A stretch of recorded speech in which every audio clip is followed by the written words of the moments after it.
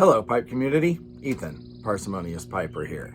Today we have a morsel for mental manducation. I'll talk a little bit about the origin of rights. But first, in a pipe by Lee 3-star, kind of a squat Rhodesian bent stem, similar in shape to the one of them that I smoked last week, which has a straight stem. I have got a bowl of Penzance. Now, Penzance is kind of a unicorn blend. I'm not entirely sure I get it. It's good Balkan.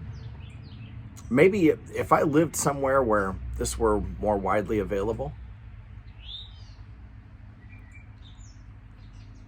and I didn't have to hunt for it, I might smoke it more often. But I can get some awfully good Balkans anytime I want to, by mail order. I'm just not going to hunt this one down. All right, this week. Well, last week, Canada's Prime Minister made a statement that was a little jarring to many Americans, myself included, when he said that Canadians don't have the right to armed self-defense. Elaborating specifically, he said that nowhere in the Canadian Constitution or law is the right to using a firearm for self-defense to be found. Well, that's a little jarring to Americans because Americans come at this whole thing of rights a little differently. Unfortunately, I don't think we're teaching our own kids the truth behind the Constitution and what it really means. So I'm going to take a few moments just to briefly discuss this one aspect, and that is the origin of rights. And I'll get into some more things in later episodes. The American experiment is a little unique in the world in that we don't believe that the government gives us our rights. We believe those rights, many of them, are natural and pre-existing. That's not true everywhere, but that is part of what has made America a unique country, a first of its kind. Let's look at a couple of examples.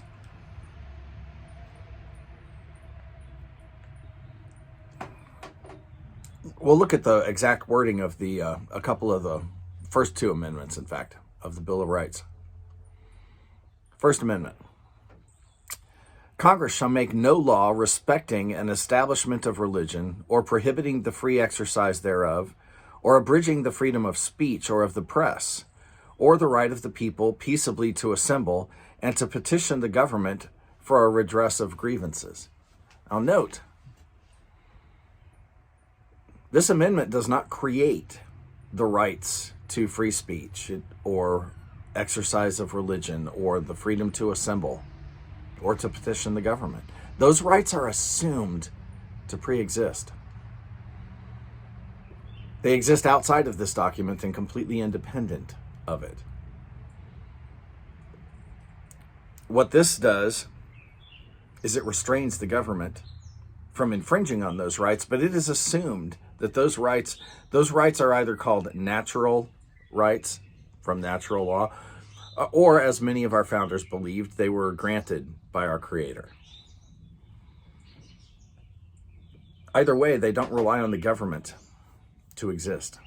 Let's look at the Second Amendment, and you'll see similar language.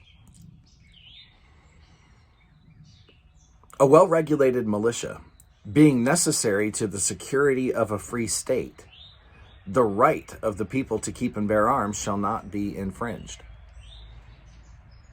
Now, we'll discuss later on what that right really means, but notice again that the Second Amendment does not create a right for Americans to be armed. It assumes that right and says the government shall not infringe on that right. It's a restraining document.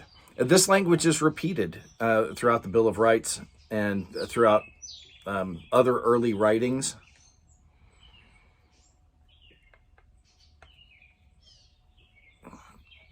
You will see language that says things like, the right of the people to X shall not be infringed, shall not be abridged.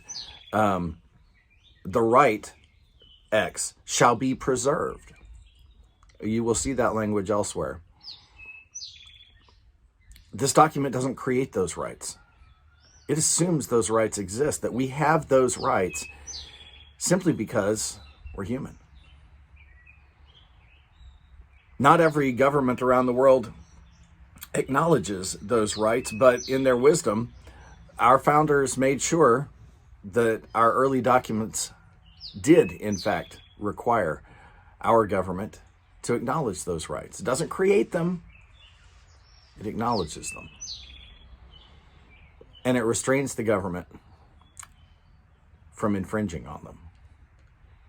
It's a very different way of looking at how people should be governed and what rights they have. That those rights pre-exist. They're not granted by a king. They're not granted by a legislature. They are our rights simply by being human. This is not a viewpoint that is held throughout much of the world, where what rights you have depend very much, if not entirely, on your legislature, what laws they create, whether they're good or bad. It's a very different worldview. I'm glad we have it. I think our founders were wise. With that, folks, we will come back to this again in future episodes. But what I would like you to do, light something you like. A good Balkan? Yeah, don't hunt for it. There's other good Balkans out there. Enjoy your afternoon.